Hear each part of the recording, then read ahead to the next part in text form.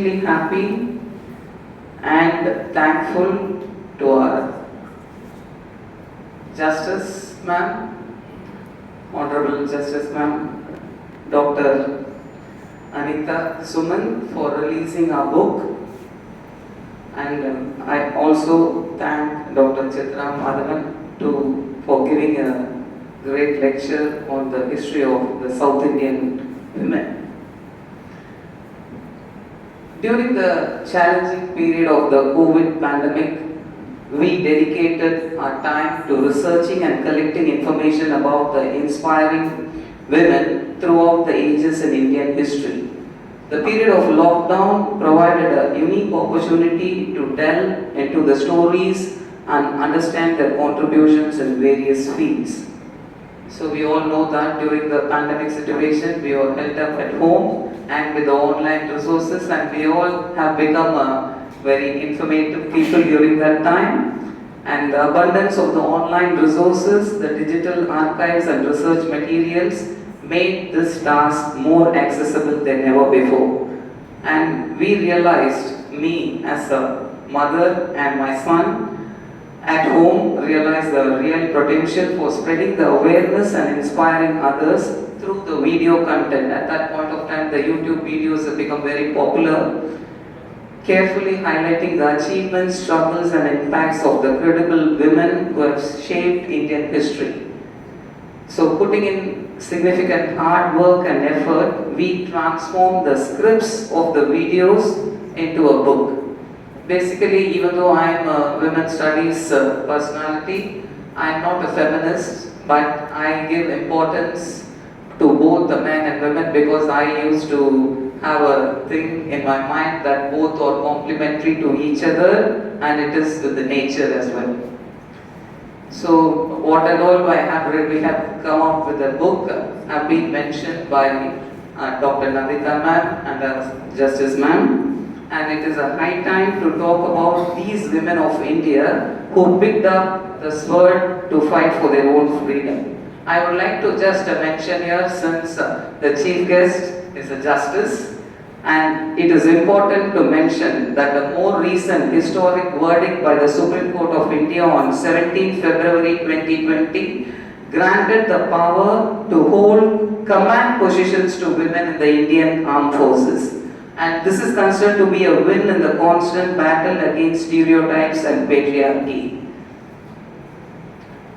And when we see the women in our history books, they are national heroines, and there are some books and legends about them. But some are lesser known, but are celebrated in the folk memory of their region. Even Dr. Chitra Madhavan ma'am was mentioning about Paravai Nangai, Paravai Nachiyar and other people. The records on many are quite sparse, and at present we haven't heard of the majority of them. And now the no Netflix series or not much movies except PS1 and 2, and no serial books mention about them. But the names as well as their acts of valor kept rolling on. Therefore, we have used as many desperate sources as possible, like the contemporary texts, accounts of the foreign travelers, online resources, as well as the secondary sources. We have also used the legends and folk tales, which, while difficult to verify, but offer nuggets of information and help to know about the person. It has been quite a tedious task to separate the facts from the available materials. And I would like to mention here that not only being just writing a book, but we have introduced a course on the women record makers of India, and our college controller of examination also is here. And during the time of the academic audit, they have given a big compliment to this course. We have included all the people what and all we have covered in this book. And this book will become a textbook for the students in our college as well. And there is a famous quote by Margaret Thatcher on the subject of women governance. If you want something said, ask a man.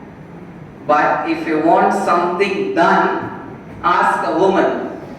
So we women are all here, and the great women are also on stage.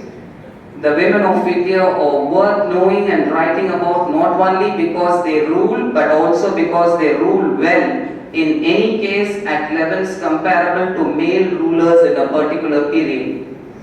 Actually, the book is divided into 5 sections, namely 5 C's: combatants, the creators, conquerors, champions and change makers. All these 5 C's were given by the co-author for a well-developed understanding of the readers. When we often hail the male rulers in the history of India, let us not forget the real lionesses of the Indian history. We strongly feel that this book is an attempt to empower women through history and will serve as a comprehensive compilation of the stories of wonder women in Indian history. At this juncture, I would like to thank our mother and his grandmother, Mrs. Rajunisa, for creating a beautiful world growing up where we could follow our inclinations and passions. My father, Mohammed Hussain, who passed away last year, for creating a home drowned in books where knowledge and reason were worshipped for their own sake. Our well-wisher, guide and good friend, Reverend Dr. Arul, for his warm support and always stand beside us as a great motivator.